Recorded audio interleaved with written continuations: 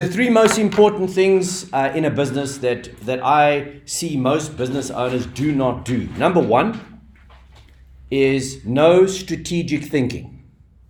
You find people get into business, they work hard, they show up at the office every day, they're grinding away, but they never ever take time out to strategically think about the business. Like the siloing that we were talking about, they never do that. They never look at the strategies in terms of getting new customers, sales funnels, the staff, training, systems. They never actually properly think about it. And so the one habit that I want you guys to implement from here on in is every single day, minimum of 20 minutes per day. Now some people say, I'm so busy, I've got no time. Well, then just wake up 20 minutes earlier. Yes, but I wake up at 3 already. Then wake up at 2:30. Don't make excuses.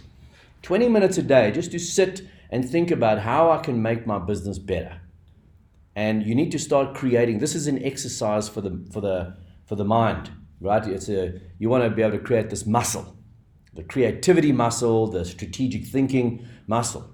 It's the first thing that I always insist that you start doing. Number two is start becoming sales-centric rather than maintenance-centric. So you find a lot of companies, they get a bunch of clients and then they just go into maintenance mode.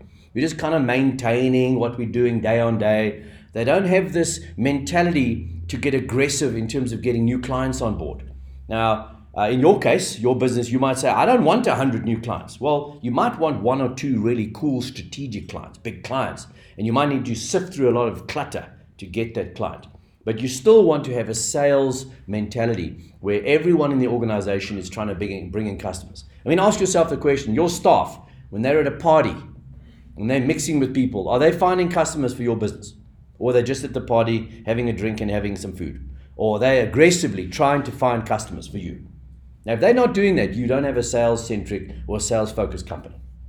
Sales is, everything is about bringing in new customers, right? And then the goal is obviously to choose the best customers. So the reason that most of you will take just whatever customer you can get is because you don't get enough inquiry. And if you don't get enough inquiry, you'll just take whoever you can get. So I like to work on the 90-10 rule. You get 100 inquiries, choose the top 10. Choose the top 10 best potential clients that you want to do business with. Now, don't be like the desperate guy that just chooses the first woman he can get because he doesn't know how to go out and take out 100 women on a coffee date just to ask the right questions. And we'll just, grab the first person. Same with clients, is you want to make sure that we develop the sales, this mentality of getting in new customers. And the third thing is looking at the product or the service that you have and asking yourself, how current or relevant is the product right now? Because sometimes you have products and services that are outdated. You're still trying to sell stuff that, no one's buying anymore. But you hanging on to it because you believe, I believe in my product. And that's fine, but if you're not current and relevant, what will happen is you'll start spending more money to get the customers. You might be in the wedding business, but what's the latest way to get married? What's the latest trends in that industry? Whatever it is. So whatever the latest thing is, that you've got to be putting the latest, greatest thing out there that customers want. Not what you like, it's what they want. Yes. And this is the mistake we make. We look at the products and we've all fallen in love with our own products and services because we do it every single day. But what's the exacted market out there? What are they asking for? Now, if you don't change, guess what happens? You will be changed. And business is changing at the speed of thought, as we said before. So if things are changing out there, you're not changing, it's only a matter of time before the wheels of commerce in your business is going to come to a grinding halt. And we tend to, because we have our heads so stuck in our businesses, we're not in a helicopter flying over, the overview from the top, looking at it saying, okay, so, what's happening in the marketplace? What are we doing, to service that marketplace? What are we doing to be innovative? We've got change and awesome products and services. And obviously the most important thing is the benefit to the customer. How do customers benefit from what we do? Because we're going to go out and we're going to change all your websites. We're going to change your marketing platforms. We're going to change your sales funnels. We're going to change the sales ladder. And that's what we're doing here today. We're going to change the sales ladder in your business. But we need to understand the DNA of what the customer really wants right now. Stop trying to sell people what they don't want, because that's just expensive, time wasting, and sometimes, by the time you realize it, it's too late. And then your business is in trouble. I would say 90% of businesses that come to a business training event, they arrive when they're in trouble. They don't go to the event when they're at the top of their game. They go to the event when things are a mess. Now what they're trying to do is find this miracle to fix their business. Whereas if you had the ethos of growth all the time, you'd go to the event with a different mentality. You go to the event with an optimizer mentality. How do I optimize what I'm already doing well? Rather than saying my business is about to close its doors and I have no money, can you help me? And they're looking for this miracle quick fix. But your business, the habits that you've had over time have forged and shaped what your business is today. So if things are not working, it didn't just happen last week that things stopped working. It's probably progressive, it's a progressive thing over time before you eventually got to the space where you're at right now. So strategic thinking every day. Number 2, sales focus. Number 3, have a look at the products and services that you guys are selling and or creating, so that we can understand, is this what the customer really wants?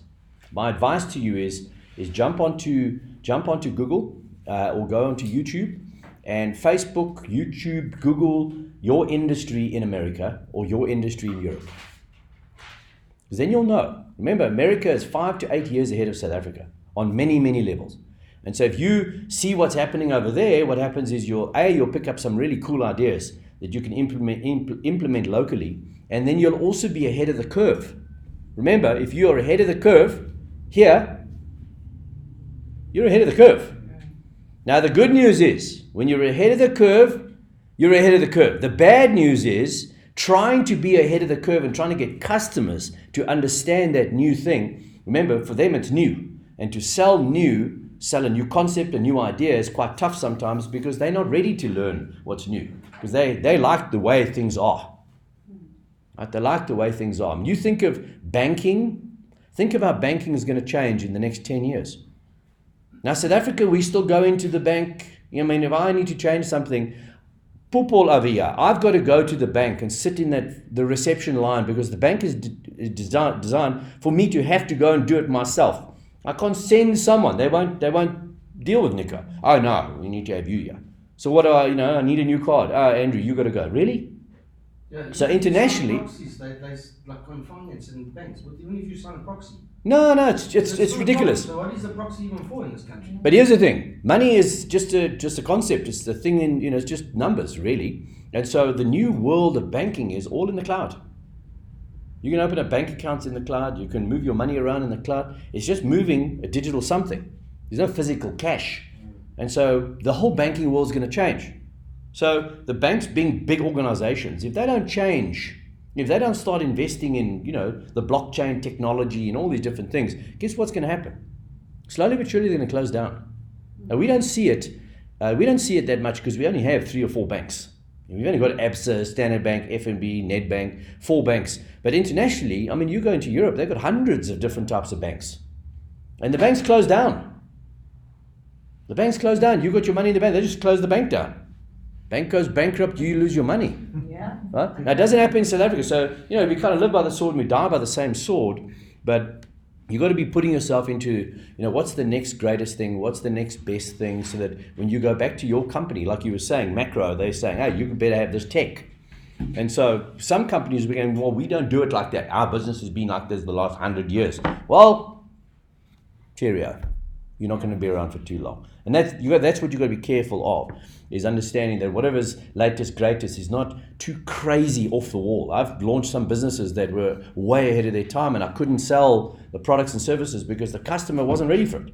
But knowing where we're going with the base that we have, we start implementing the new ideas, new concepts, and we get great new traction. So that's our goal here. Okay?